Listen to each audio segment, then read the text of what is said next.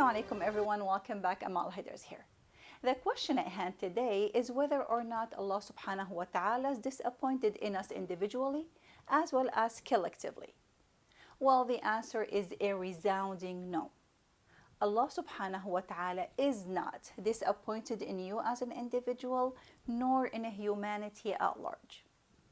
This is the thing. Disappointment means failure to meet expectations. Thus, Allah subhanahu wa ta'ala disappointed means that Allah subhanahu wa ta'ala assumed we're going to behave in a certain way and He got disappointed when we didn't. Do we think that Allah subhanahu wa ta'ala assumed wrong then? Of course not. Allah subhanahu wa ta'ala in no concept of the word is surprised by our actions. Not only because He knows everything, but because أَلَا يَعْلَمُ مَنْ خَلَقَ وَهُوَ اللَّطِيفُ الْخَبِيرُ. Does He know not who He created? He is the one with deep knowledge. Allah subhanahu wa ta'ala is not surprised by our actions because He created us the way we are. What do you mean He created us the way we are? Well, I mean, وَنَفْسٍ وَمَا سَوَّاهَا فَأَلْهَمَهَا فُجُورَهَا وَتَقْوَاهَا. We all know in Surah Al-Shams, Allah subhanahu wa ta'ala took an oath by a soul and what made it in its final stage of creation and then inspired it with its wickedness and its righteousness. So making mistakes and committing sins and falling short, it's part of the human nature. Allah subhanahu wa ta'ala did not design us mistakes-free like angels. And He could have if He wanted to, yes? I know we know that. Yeah, we all say, hey, we know we're not perfect. We know we're not angels. We know humans make mistakes. The thing is, we know this on an intellectual level. And we need to know this on an experiential level. And an experiential level, we need to realize that we are fundamentally, we're not meant to be angels. So stop expecting from yourself to turn into one and stop feeling guilty for not being one. You're just wasting your energy. Don't get me wrong here. This is not an invitation for us to be bad and then feel good about it. On the contrary, accepting our human nature will increase our level of benevolence. I'll show you how. I'll explain how dropping the chronic guilt and expecting our nature is the efficient way to reach the optimum version of ourselves. But guilt is not the way. Guilt is not the divine way anyhow.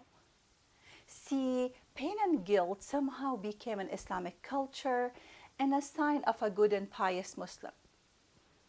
And it's everywhere that we don't even notice it anymore. And that's completely foreign to the religion that Allah subhanahu wa ta'ala introduced in His book. My friends, chronic guilt is destructive. It makes us defeated. If you pray 4 times on any given day, you feel guilty because you did not pray the 5th one. You feel guilty because you missed one, and you do not give yourself a credit that you scored 4 out of 5. But when you score 5 out of 5 the next day, you still feel guilty because you didn't pray sunnah. And when you pray sunnah the next day, you still feel guilty because you didn't do the proper tasbih afterwards. You see where I'm going? Even when you do that, you still feel guilty because you didn't pray tahajjud, then you didn't pray qiyam, then you didn't recite Quran, then you did not understand the Quran. And even when you do that, you feel guilty because you're not memorizing the Quran. And you still feel guilty because you're not learning Arabic. And when you do that, on and on and on and on. My friends, there is no end to the great things we can do in life. And if we keep this attachment to results, there will be no end to our feeling of guilt. We are so much about results that we don't pay attention and celebrate our effort and our progress. While Allah subhanahu wa ta'ala, on the other hand, does appreciate and does reward our efforts. And He repeatedly told us so in the Quran. Let's go back to Surah Al-Shams. وَنَفْسٍ وَمَا سَوَّاهَا فَأَلْهَمَهَا فُجُورَهَا وَتَقْوَاهَا. What is the next ayah? What does Allah subhanahu wa ta'ala say right after that? قَدْ أَفْلَحَ مَنْ زَكَّاهَا وَقَدْ خَابَ مَنْ دَسَّاهَا. قَدْ أَفْلَحَ, succeeded. Remember part 1, remember falah, success. قَدْ أَفْلَحَ, succeeded he who purified it. Allah did not say succeeded he who is purified. Allah subhanahu wa ta'ala did not say قَدْ أَفْلَحَ الْمُتَزَكِّي. Allah didn't use al-mutazakki, didn't use the noun, didn't use the adjective, didn't use the result. That's our version of Islam. That's our understanding, cultural understanding, if you will, of the concept of success.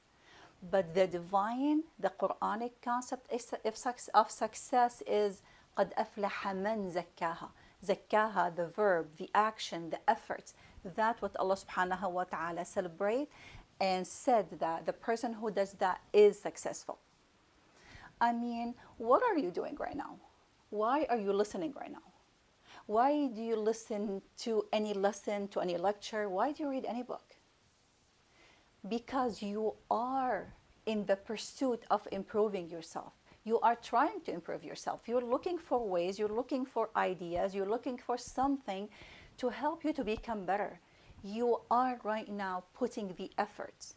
So in the book of God, my friends, right now you are successful. So congrats. And until I see you next time, my friend, I'll leave you fi amanillah. Assalamu alaikum wa rahmatullahi wa barakatuh.